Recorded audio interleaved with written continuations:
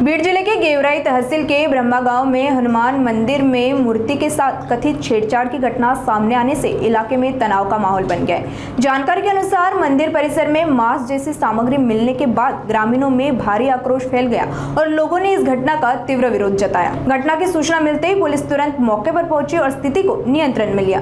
किसी भी प्रकार की अप्रिय स्थिति से बचने के लिए क्षेत्र में अतिरिक्त पुलिस बंदोबस्त तैनात किया गया है। पुलिस प्रशासन ने आश्वासन दिया है कि मामले की गंभीरता से जांच कर दोषियों की पहचान की जाएगी और उनके खिलाफ सख्त कार्रवाई की जाएगी।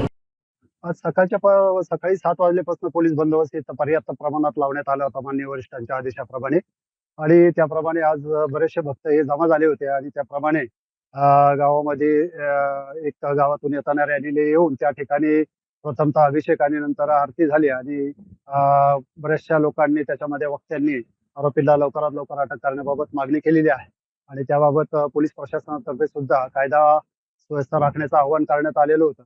त्याप्रमाणे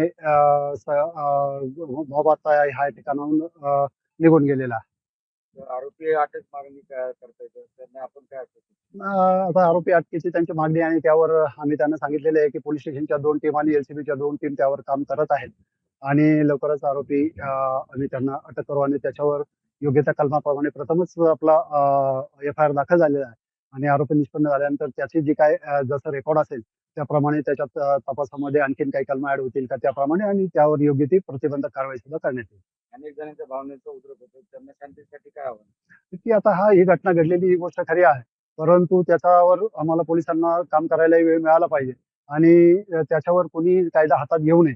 कारण जर समजा याचा भावनेचा उद्रेक होऊन जर काही काम जर दिसले तर त्यांच्यावरही कायदेशीर कारवाई करण्यात येईल। त्यामुळे कोणीही याच्या भावना समजू शकतो आम्ही, परंतु त्या भावना संदर्भात त्यांनी कोणीही या प्रकारचा कायदा हातात घेऊ नये। पोलीस त्यांचं आमचं पद्धतीने आम्ही काम करतोय आणि आम्ही लवकरात लवकरच त्याच्यामध्ये आरोपीला ताब्यात घेऊ।